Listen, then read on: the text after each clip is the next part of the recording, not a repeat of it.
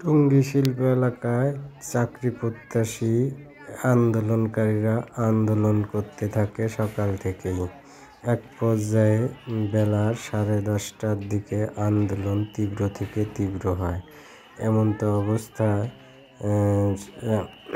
আন্দোলনকারী চাকরি প্রত্যাশী শ্রমিকরা সুমি গার্মেন্টস সহ আরও বেশ কিছু গার্মেন্টস ভাঙচুর করে।